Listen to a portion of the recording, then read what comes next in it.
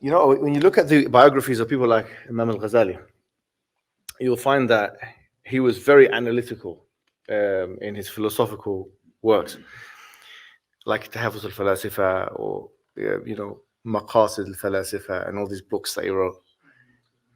However, after a while, he went so deep into it that, and I think this is a pattern that people face that are very analytical. They kind of get not bored of it, but they realize that that's not all that there is to it. So they start experimenting with what is referred to as a dhawq, or like that which you can taste. So that's why the same man was able to produce two very long-standing traditions, probably one of top three most notable contributions in all of Islam, because the two things should be linked with each other. In other words, the the analytic approach and also the dhawqi approach, or the kind of like, your dhawq is when you taste something. So you're getting a taste of life. And to be honest with you, like, I've never been a spiritual person. I can't call myself a spiritual person. I can only talk about other people as figures of qudwa, of like someone to follow.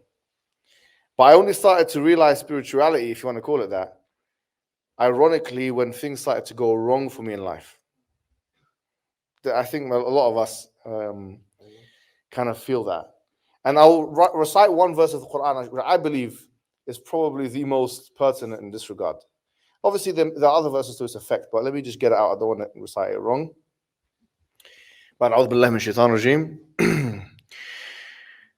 هو الذي يسيركم في البر والبحر حتى إذا كنتم في الفلك وجرين بهم بريح طيبة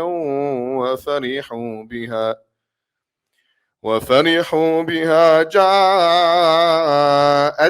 ريح عاصف وجاءهم الموج من كل مكان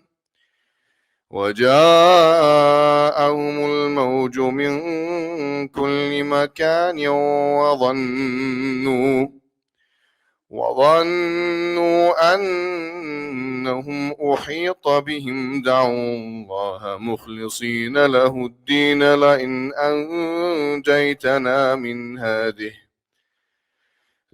أنجيتنا من هذه لنكونن من الشاكرين فلما أنجاهم إذا هم يبغون في الأرض بغير الحق يا أيها الناس إنما بغيكم على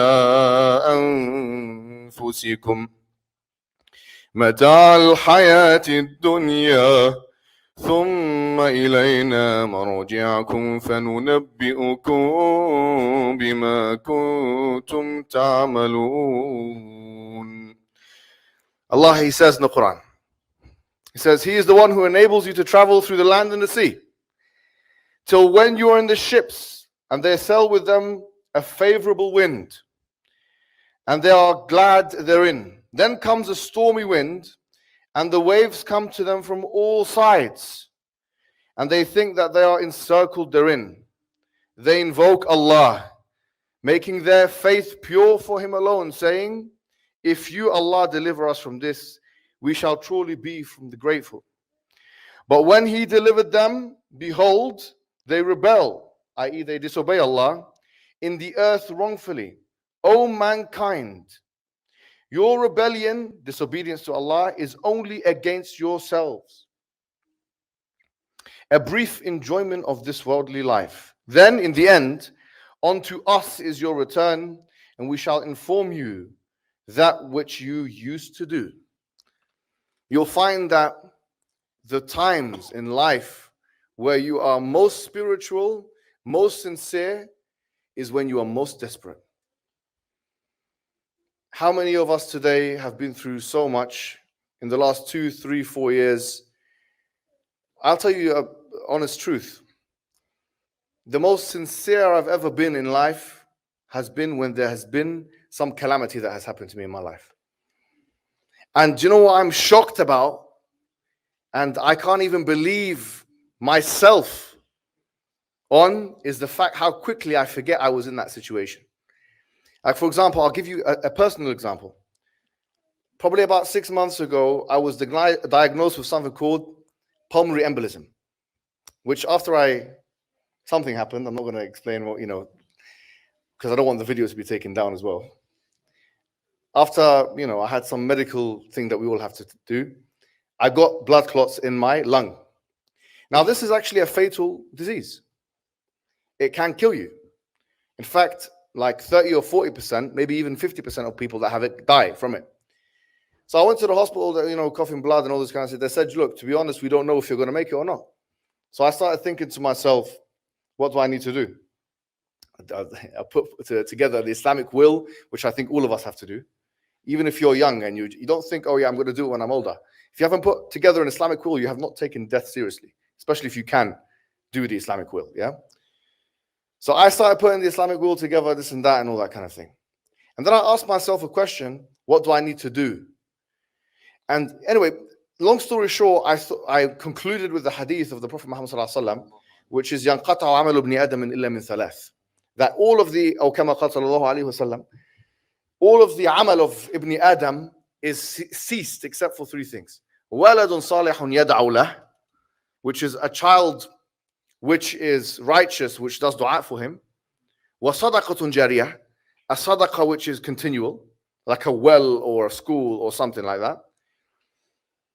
And عِلْمٌ نَافِعٌ يَنْتَفِعُ بِهِ, or يُنْتَفَعُ بِهِ. This is a beneficial knowledge, any beneficial knowledge which people benefit from. So I focus on that. I said, okay, well, I don't really have the capacity to do much Sadaqah Jariyah projects. So I focus on the last thing, which is Ilmun Nafi' Yuntafa'u Bih. And we've done like a series based on that, actually. We started something on Sapiens called the Londoniyah. And I did that. We started that in the hospital, but I have to leave something behind for the youngsters and stuff. Anyway, this is aside the point. The point is, after I recently, they said you don't have the clots anymore, but it could come back and whatever. And I was reading I think today and yesterday, in fact, today, funny enough, reading the hospital documents, this is what you had, and I had strain in my heart and all this kind of, it's very surprising. And it's almost as if I forgot about it completely. Oh my God, I was thinking, subhanallah, this is diabolical. What's wrong with us? Like yesterday I was dying, today I'm laughing, joking, talking about news agents and Pakistani news agents and all these kind of things with you guys. It's unbelievable how we can seriously forget. I forgot. A lot of the time I forget. So I have to literally have to sit myself down, and especially with gratitude, I think to myself, what do I need to be grateful about? وَلَئِن شَكَرْتُمْ لَأَزِيدَنَّكُمْ وَلَئِن شَكَرْتُمْ لَأَزِيدَنَّكُمْ. The Quran states that if you are thankful, that Allah gives you more. Al-Hasan al-Basri, he said, قَيِّدُ نِعْمَ اللَّهِ بِشُكْرِ اللَّهِ.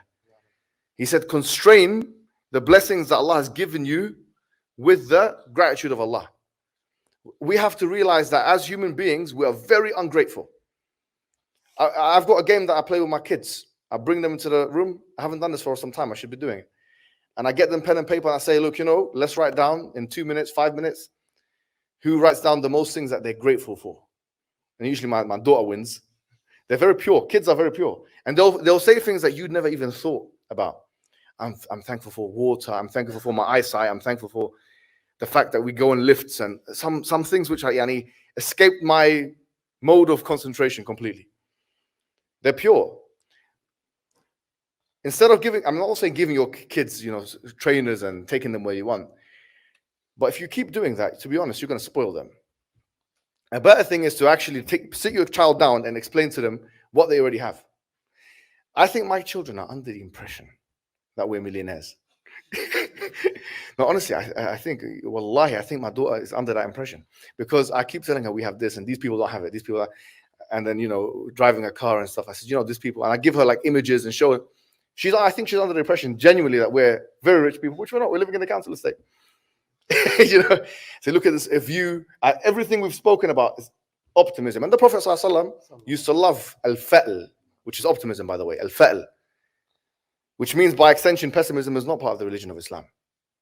At-tasha'um, it's not allowed. It's kind of like you can even fall into kufr by it. Everything is, where's the mercy of Allah? You don't believe? So anyway, the point is, The point I'm making is, don't wait for the calamity. Don't be like me. Don't wait for the calamity. Don't be like that. Yeah? We have to take conscientious first steps, incorporate into our lives al-azkar, azkar al-sabah, azkar al-masa, the Quran al-Kareem. Some of us, we spend days, we don't read the Quran. خيركم من تعلم القرآن وعلمه. How many verses are there in the Quran? 6,236. How many words? 77,000. How many letters on average in each word? Maybe 7.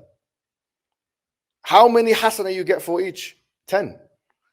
لا أقول ألف لام ميم حرف ولكن أقول ألف حرف ولام حرف وميم حرف وللحسنات عشرة أمثالها.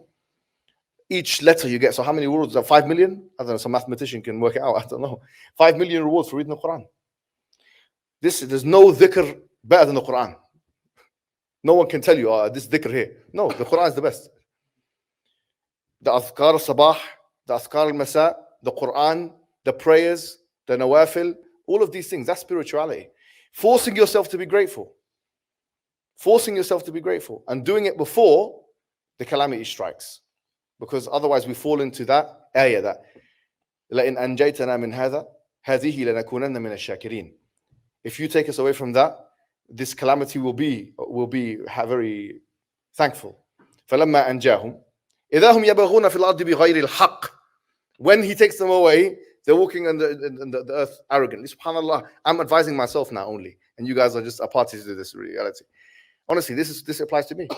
So that's why I wanted the Sheikh to give his 2 cents, because I wanted to really learn from him, and I appreciate his answer. But this is, if you don't already have a routine with the Quran, then you are failing as a Muslim. I have to say that to you.